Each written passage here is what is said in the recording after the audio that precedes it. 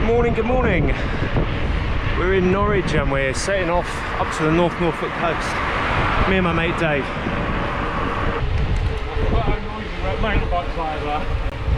Yeah, sounds like an engine. Hello and welcome folks to this video, which is going to be in two parts. The first part, I'm riding northbound with my mate Dave from the Iceni Velo Club. It's about 85 kilometres up to Burnham Overy Staithe, where we're going to meet his wife for lunch. After that, I'm setting off solo, eastbound, another 70 kilometres towards the Muckleburgh Collection and the villages of Weybourne and Holt.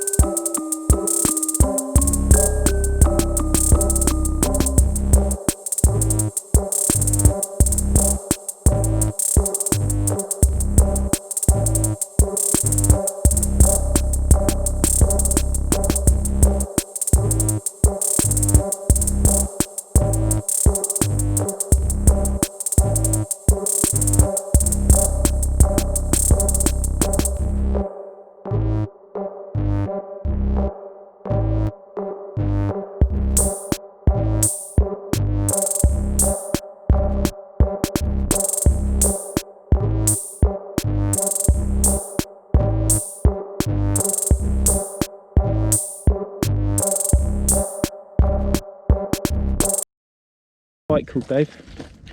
It's a Sabbath Silk Road. Titanium everything. Oh yeah.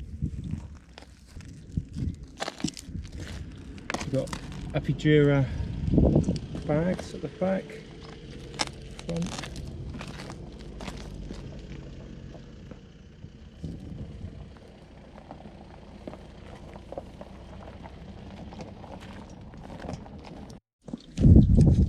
There's mine. Canyon Exceed mountain bike. I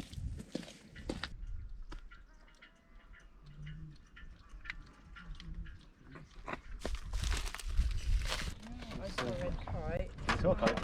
Yeah, just at Ringsted actually. Okay. You got strawberries in with the salad. Well, why not? There's a few. After that fabulous lunch, it's now time for me to set off solo, eastbound. Next stop, Muckleburgh.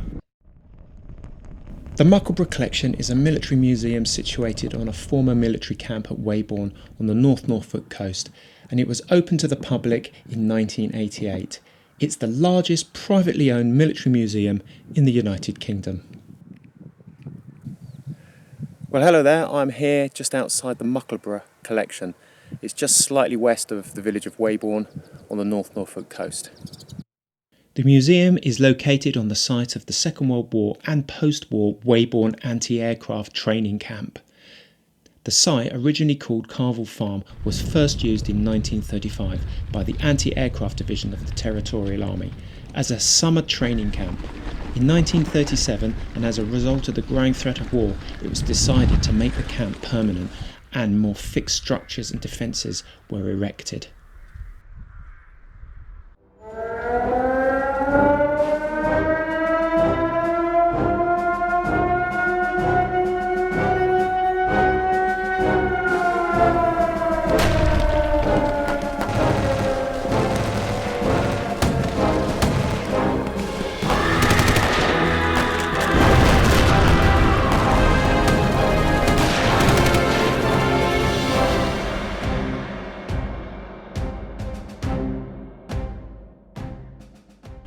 The Muckleburgh Collection is situated on the outskirts of Weybourne.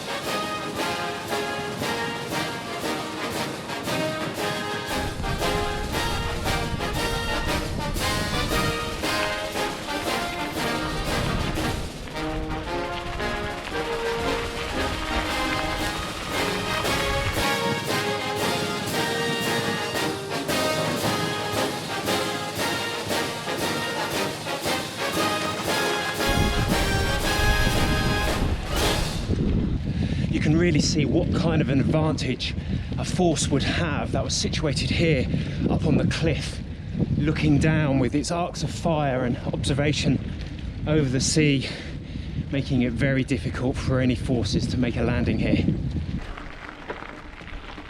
I'm up on the cliff edge here at Weybourne, and over my right hand shoulder here you can see one of the old bunkers from the Second World War.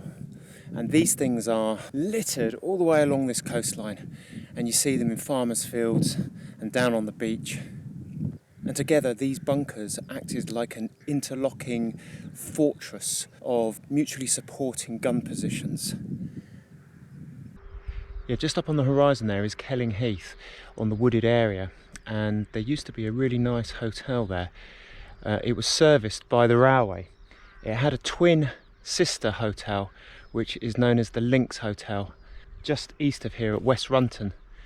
But unfortunately, during the Second World War, Churchill and the Allied commanders felt that it stood out too much on this tree line, on this ridge line here, and was probably being used as a marker by the Luftwaffe. And so, it was actually destroyed by home forces. Riding south from the coast, up towards Kelling, you have to cross the railway line at Weybourne. So this station was used in the BBC TV series known as Dad's Army. In the Dad's Army episode The Royal Train, Weybourne Railway Station doubled as the fictional station at Warmington-on-Sea. Yeah, so I'm led to believe that the remains of the old hotel are tucked away somewhere up here on this hillside. Of course, now it's all overgrown.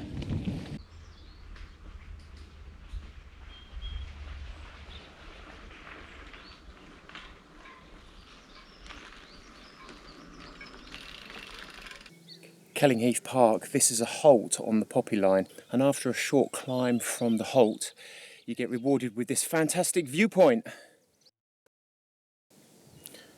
There's Weybourne Mill and the village of Weybourne. And the Muckleburgh Collection just down there.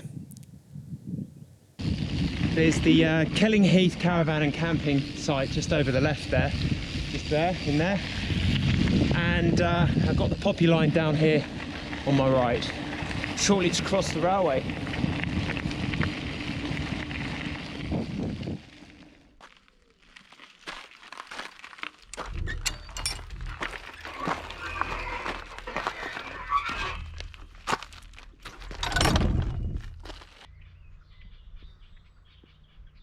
Well, it's a beautiful evening.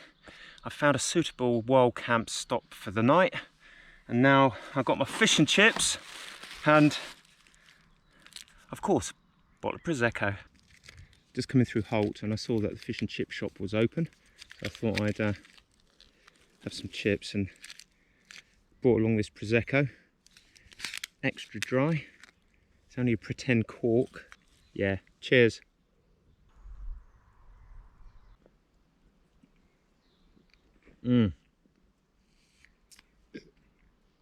Well earned drink, I think. Oh, very nice. Fish and chips. Of course, it wouldn't be fish and chips without the obligatory ketchup.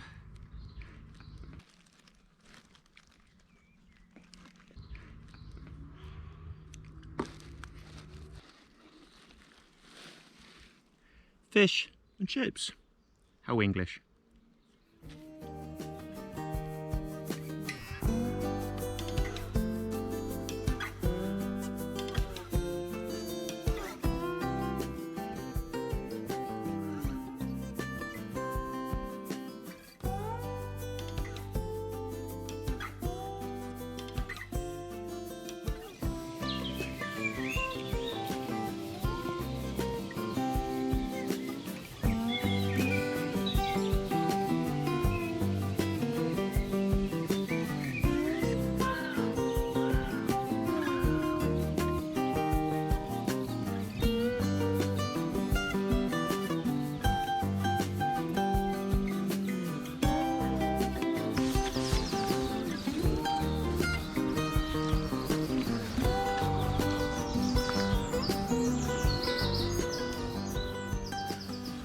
Well, that's it, folks. Thanks very much for joining me on this trip up to the North Norfolk coast.